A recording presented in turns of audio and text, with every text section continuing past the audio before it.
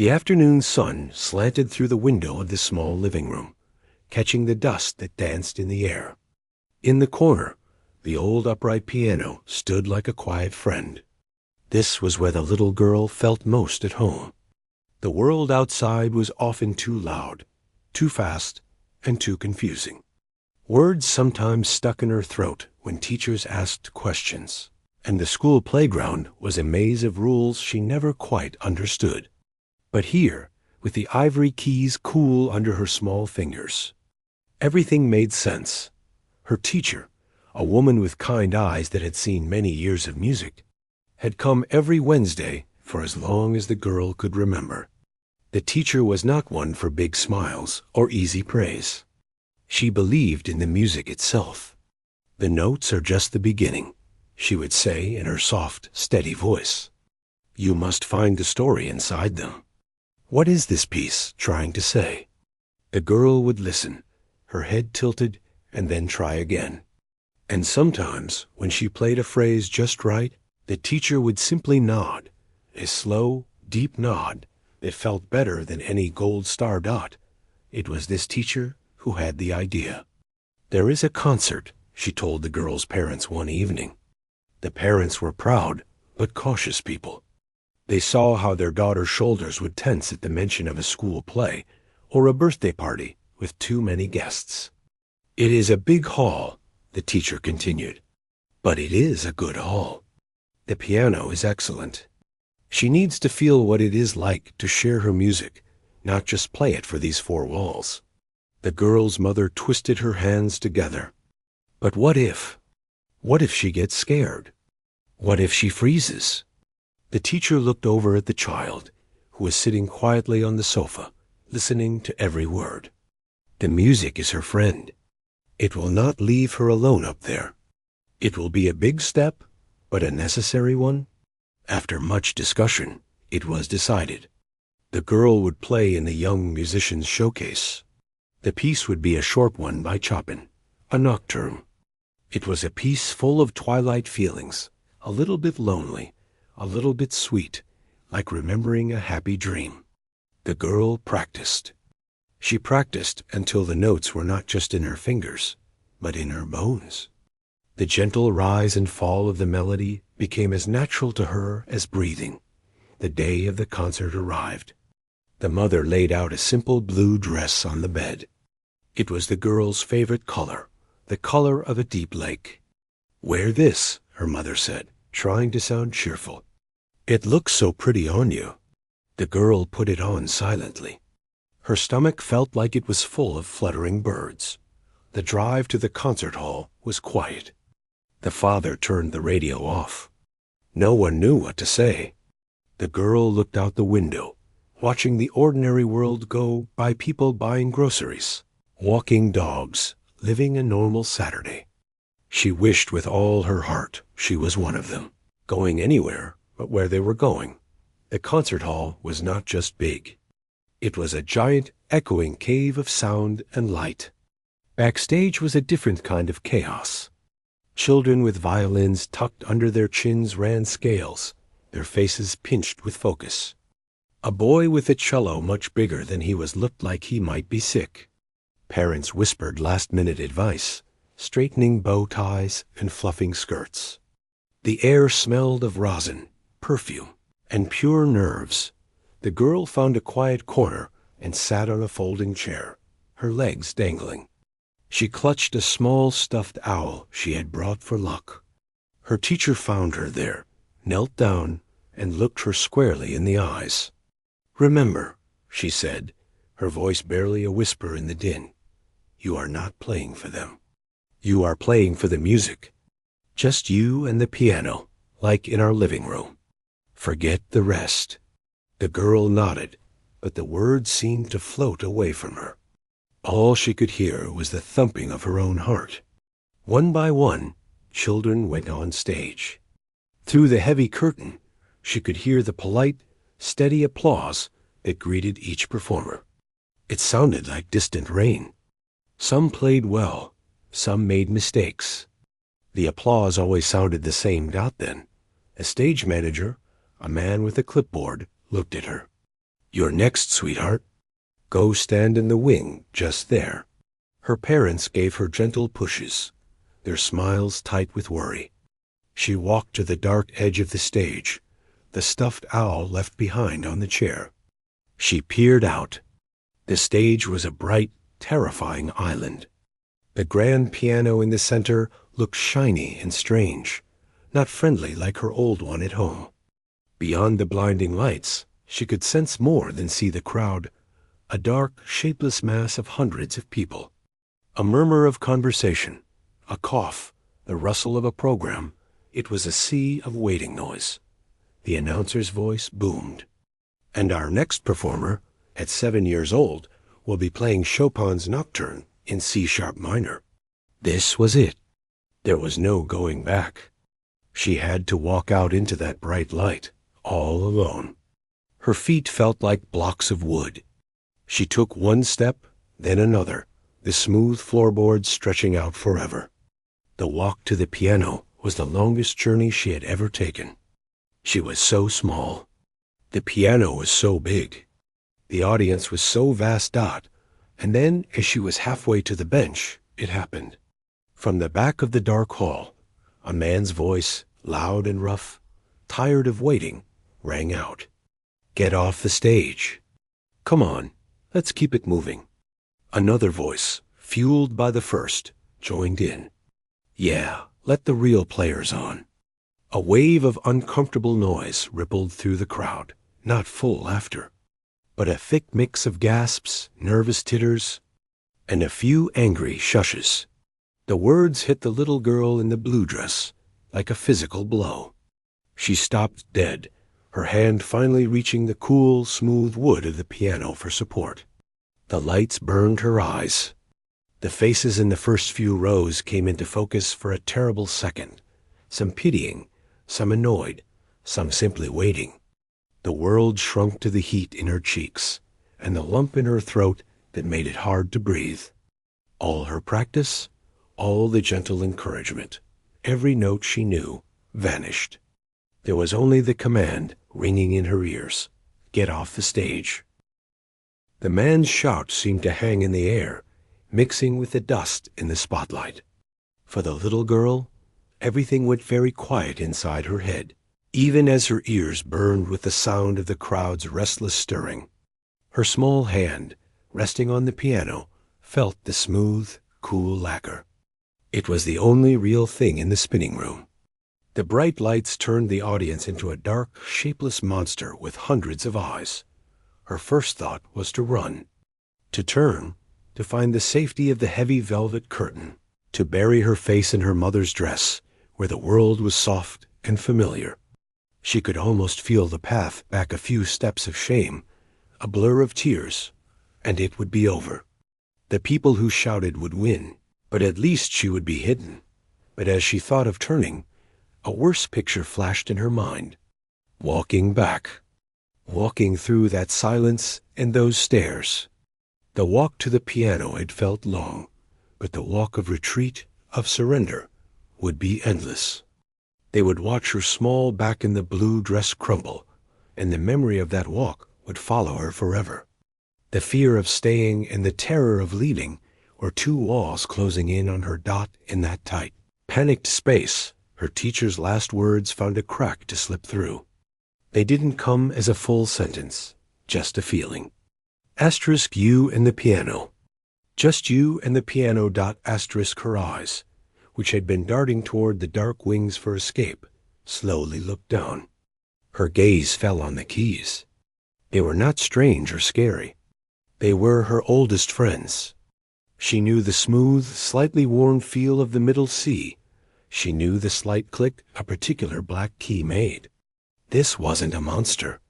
It was just another piano. A bigger, shinier one. But it was the same map she knew by heart.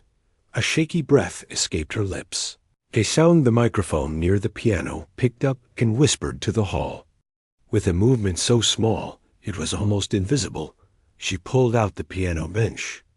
The squeak of its legs on the floor was terribly loud. She climbed onto it, her feet not quite touching the ground. She arranged the folds of her simple blue dress. She was building a tiny island of routine in a sea of chaos. The crowd had settled into an awful, waiting silence. The uncomfortable shifting had stopped. Now they were just watching, some feeling pity, some impatience, some curiosity about what this tiny, frozen child would do. The two men who had shouted had gotten their wish for a pause, but this pause was heavy and awkward, and it was all their doing. The girl placed her hands in her lap and lifted them. She held them over the keys, just as she had done 1,000 times in her living room. But they were trembling. They looked like two small, startled birds. She couldn't make them still. A fresh wave of heat rushed to her face. What if they wouldn't obey? What if she put them down, and nothing came out but a clumsy, wrong note? That would be worse than running. That would prove the shouter's right dot, so she closed her eyes. The moment she shut out the blinding lights and the dark, watching shapes, the world changed. The noise of her own pounding heart began to fade. She wasn't on a stage anymore. She was in the quiet, sunlit space of her own mind.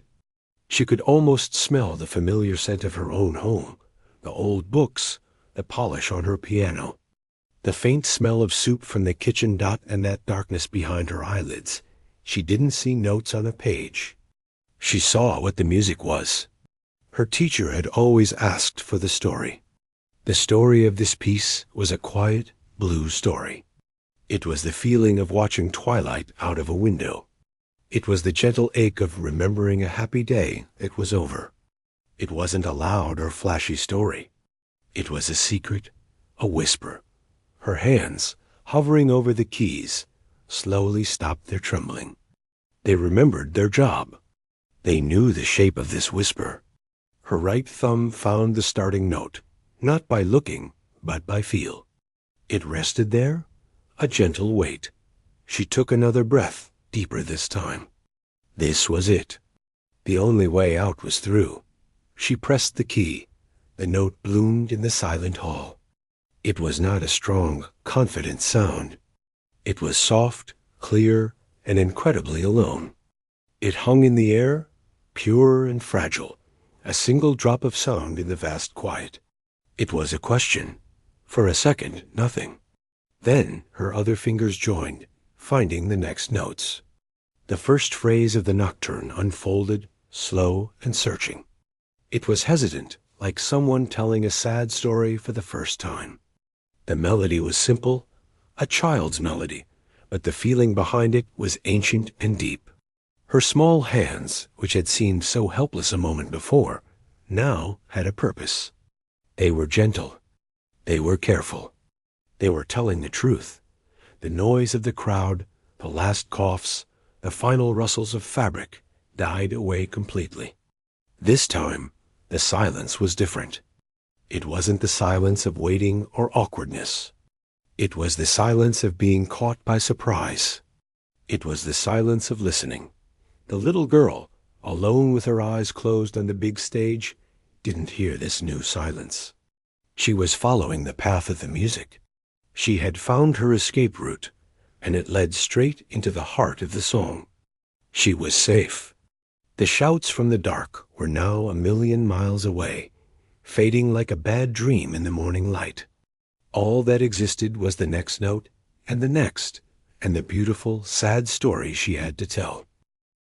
The first few notes were like a person finding their way in a dark room, moving slowly, touching the walls. The sound was so soft, so alone, that it made the air in the hall feel different. People had come expecting to be impressed, or maybe just to sit through their own child's performance. They were not ready to be hushed. They were not ready to feel a sudden, quiet ache in their chest. The little girl's fingers gained a little strength. The melody, that sad and beautiful twilight song, began to rise. It wasn't about playing fast or showing off big techniques. It was about something much simpler, and because of that, much harder to do. It was about telling the truth. Every note carried a feeling of loneliness, yes, but also a kind of peaceful acceptance. It was the sound of a single small light in a big, dark window. The two men who had shouted were sitting in the back. The first one, who had started it, felt his friend nudge him with an elbow. He didn't look over. He was staring at the stage. The angry, impatient part of him was melting away, replaced by something uncomfortable. He saw not a kid wasting time, but a very small child, pouring out a feeling he recognized but could never name. He thought of his own daughter, years ago, bringing him a dandelion as a gift. The memory came out of nowhere and stuck in his throat. He shifted in his seat, but this time it wasn't from boredom. In the middle of the hall, a woman who had been checking her phone quietly put it away, screen facing down in her lap. She had come straight from a long, frustrating day at work. Her mind had been a whirlwind of emails and things left undone. But the simple, clear line of the music cut through all that noise. It didn't demand her attention. It gently took it. Without realizing why, she thought of her grandmother's empty house, now sold, and the particular quiet of its kitchen in the afternoon. A single tear warmed the corner of her eye as she let it roll down, not bothering to wipe it away. It felt good, that tear. It felt real. The music did this to people. It worked on them in private, personal ways. An old man with gnarled hands, resting on his cane, remembered sitting by a radio as a boy, listening to a piece just like this during a war, a moment of unexpected peace. A teenage boy in the balcony, who had been dragged here against his will, stopped slouching. He heard a courage in the music that was quiet, not loud, a different kind of strength than he ever thought about. He leaned forward, resting his chin on his hands, watching the small figure below. On stage, the girl was in another world. The piano was no longer a scary, shiny object. It was her partner. Her ears were filled with the sound she was creating, a bubble of safety around her. Her body moved just slightly, not with drama, but with the natural flow of the phrases. When the left hand played its gentle, rocking chords, it was like a heartbeat under the melody. Her face, which had been tight with fear, was now smooth and calm. She wasn't smiling. She was serious, fully inside the world of the song. Her small hands did not struggle. They moved with a sure memory, shaped by hundreds of hours of quiet practice in a safe room. She reached a part of the piece where the melody swelled. It was the moment in the story where the sadness is fullest, where you look right at it. Her small arms worked to give the notes more voice, not a loud bang, but a deeper, richer tone. The sound filled the hall, warm and round. And then, as the climax passed, the music fell back into its gentle, sighing pattern. It was like watching someone bravely share a heavy secret, and then grow quiet again. Not a single person coughed. No one whispered to their neighbor. A baby, who had been fussing earlier in its mother's arms, was now still, wide-eyed and listening. The only sounds were the perfect, clear notes from the piano and the soft, collective sound of people breathing. The crowd was not a crowd anymore. They were a group of individuals, each alone with their own thoughts, yet completely connected by the thread of sound this one small girl was spinning. Her teacher, standing in the dark wing of the stage, had her arms crossed tightly. She was not a woman who showed her feelings easily, but as she watched her student play not just the notes, but the very soul of the music, her stern expression softened. Her lips pressed together, not in disapproval, but to hold back a surge of pride so fierce it felt like pain. She gave the smallest of nods, a nod meant for an empty space, because the girl could not see it. The student had learned the final, most important lesson: how to forget the teacher, forget the audience, and listen only to the song. The girl played the final notes of the main section. They were low, soft, and solemn. The air in the hall seemed to thicken, waiting. The piece wasn't over, but it was resting. In that suspended silence, you could feel something had been broken and then mended in a new way. The shame that had been. thrown onto the stage, had been picked up, carefully, and transformed into something else entirely. It was no longer about a child performing. It was about a human being speaking, and every other human in the room understanding, without needing a single word. The music began to change. The sad, singing melody that had held everyone so still started to fade, like a person walking slowly away into a mist. The notes became softer, lighter, almost like questions hanging in the quiet air. This was the part of the piece that felt like a memory of the main tune, a ghost of it, turning over and over in the mind. The little girl's hands moved across the keys with a new kind of gentleness. Her fingers barely seemed to press, yet each note was perfectly clear, a tiny silver bell. She was leading the song, and everyone listening, into a peaceful closing. It was no longer a storm of feeling, but the calm after. The gentle rise and fall of the chords were like quiet breaths. In and out. In and out that no one in the hall moved. It was as if they were all holding one shared breath, afraid that even the rustle of a coat might break the spell. The earlier restlessness was a forgotten dream. Now there was only this shared, tender quiet. An older couple near the front held hands, their wrinkled fingers intertwined. They didn't look at each other. They both looked at the small figure on the bench. But they were seeing something from long ago, perhaps a moment of their own youth. Sweet and bittersweet. The girl's father, sitting stiffly in the third row, felt a pressure in his chest he couldn't name. He had always been proud of his daughter's skill, but it was a nervous pride. He worried if she was happy, if the lessons were too hard, if the world would be too loud for her quiet soul. Now, watching her, he didn't see a skill. He saw her heart, open and unafraid. He saw the very core of who she was, speaking in the only language that felt completely natural to her. The fear in his own heart melted, replaced by a warmth that made his eyes sting. He blinked quickly, looking down at his own hands. Her mother, sitting beside him, had one hand pressed softly against her mouth. She wasn't trying to hold back a sob. It was a gesture of pure wonder. She was remembering the afternoons, the 1,000 afternoons of hearing this same piece, broken into parts, practiced slowly, sometimes with frustration, sometimes with a sudden breakthrough of beauty from the living room. She had heard it as background noise while making dinner. Now she heard it for what it truly was, her child's voice. A clean, clear, beautiful voice that needed no words at all. A single tear traced a path down her cheek, and she let it fall. On stage, the girl was reaching the end. The music became so quiet it was almost a thought instead of a sound. Her right hand played a few final singing notes, each one softer than the last.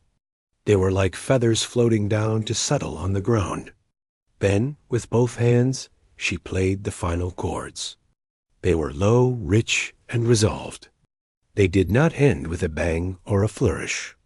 They ended with a feeling of peace, of a story finished, of a gentle door being closed. The last note shimmered in the air for a second, and then it was gone. Absorbed into the silence, the girl lifted her hands from the keys and placed them back in her lap. She sat perfectly still for a moment, her eyes still closed. She was coming back. The world of twilight and feeling was receding, and the reality of the bright lights and the vast, silent hall was waiting. She took a small, deep breath, as if waking up. Then, slowly, she opened her eyes. The light was blinding at first. She blinked. The dark shape of the audience came into focus. They were all still there, every single one of them, and they were all looking right at her. A fresh jolt of nerves went through her. What were they thinking? Were they about to shout again? But the silence held. It was a thick, full, respectful silence. It was not the empty silence of before. This silence was heavy with meaning. It lasted for 2 seconds, then 3. It was the deepest kind of applause, the kind that happens before any hands start to clap. It was the sound of people not wanting to break the moment, of needing to let the last feeling of the music settle into their bones. Then, from the middle of the hall, a man slowly began to clap. It was not a loud, eager clap. It was slow, solid, and deliberate. Asterisk clap, clap, clap. Asterisk, it was joined by another, then another. It spread like a gentle wave. In a few seconds, the entire hall was filled with the sound of applause. But it wasn't the polite, quick patter that had greeted the other performers. This was different. People were rising to their feet. First one, then a row, then a whole section. They were standing and clapping with a steady, heartfelt rhythm. Their faces were not just smiling. They were moved. Some had tears glistening on their cheeks. They were clapping for the music, yes, but even more, they were clapping for the journey they had just witnessed. They were clapping for the courage of a small child who had turned fear into something beautiful. The sound washed over the stage. The girl sat on the bench, looking out, her eyes wide. She saw the sea of people standing, their hands moving together. She heard the roar, but it didn't feel scary anymore. It felt warm, like a blanket. It wasn't noise. It was a feeling coming back to her. She remembered what she was supposed to do. Slowly, she slid off the piano bench. Her legs felt a little wobbly, but they held her. She took one small step to the side of the piano, facing the crowd. She didn't know how to bow like a professional, with a fancy sweep. So she just bent her head forward a little, a simple, honest dip of her head, her hands clasped tightly in front of her blue dress. This made the applause swell even louder. The sound was full of love. It was saying, "We see you. We heard you. Thank you." When she straightened up, she finally looked toward the wing of the stage where she had entered. There, in the shadows, she could see the outline of her teacher. The teacher wasn't clapping. She was just standing very straight.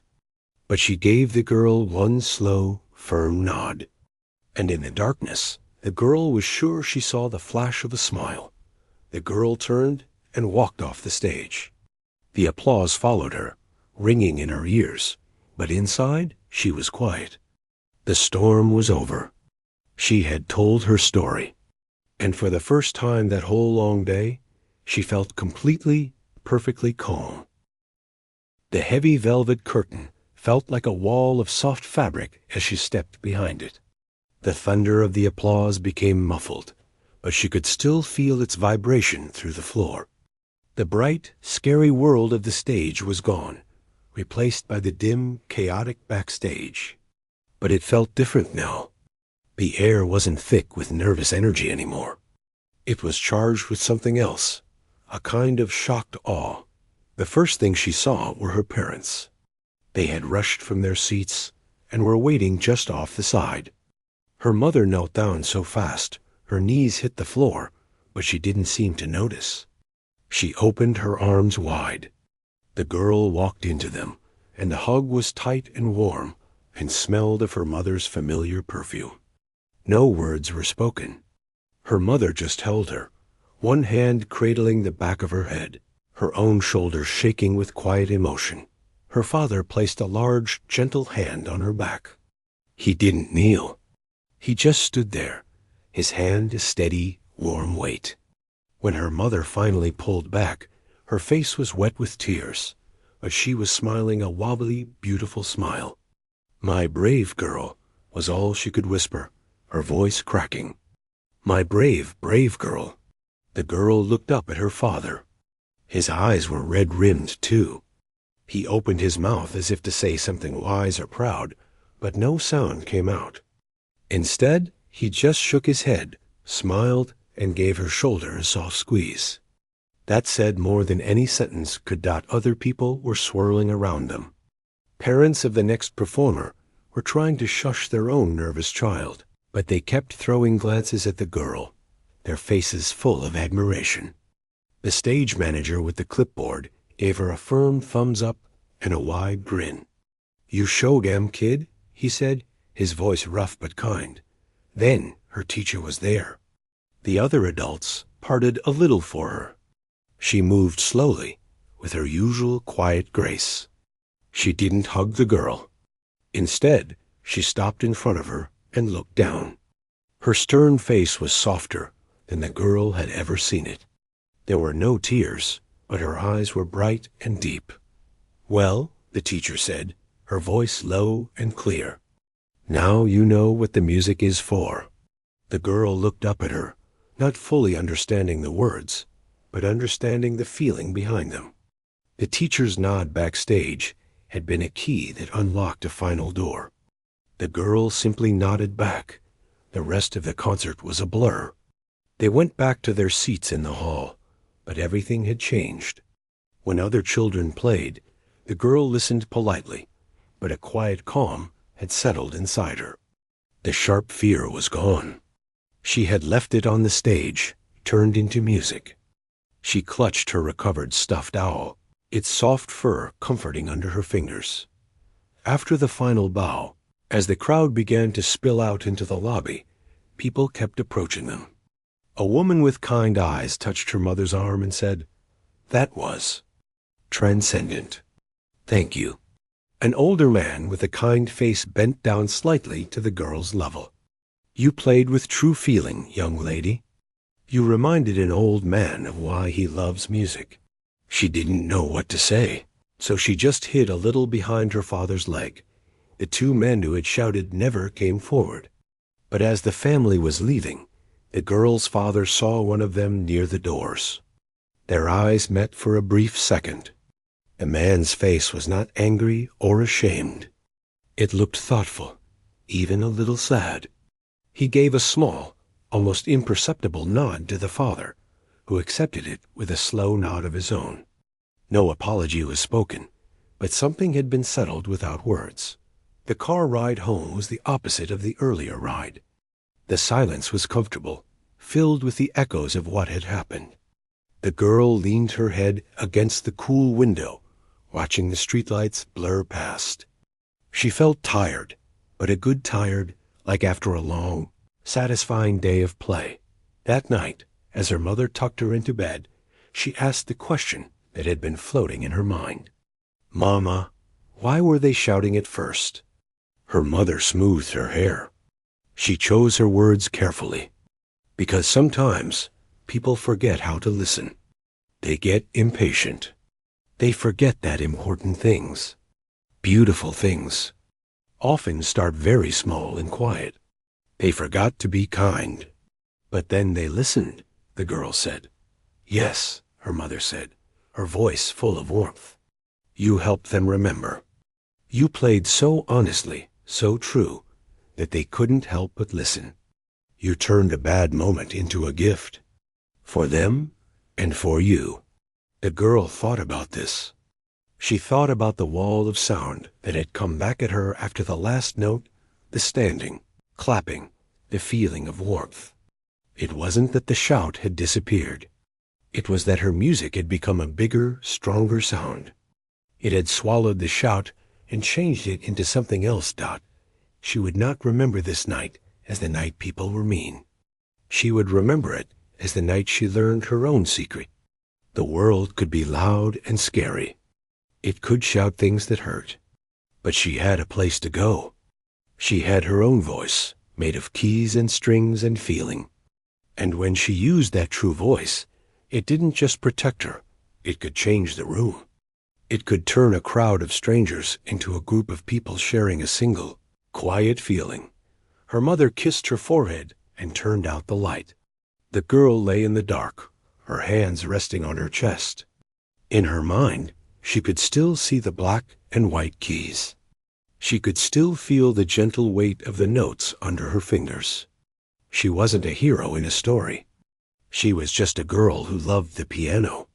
But now she knew that love was not a small, private thing. It was strong. It was a light you could shine, not to blind anyone, but to help them see in the dark. And with that new, quiet knowledge settled in her heart, she closed her eyes and slept deeply peacefully, for the first time all day. The music was finished, but its echo, soft and sure, remained.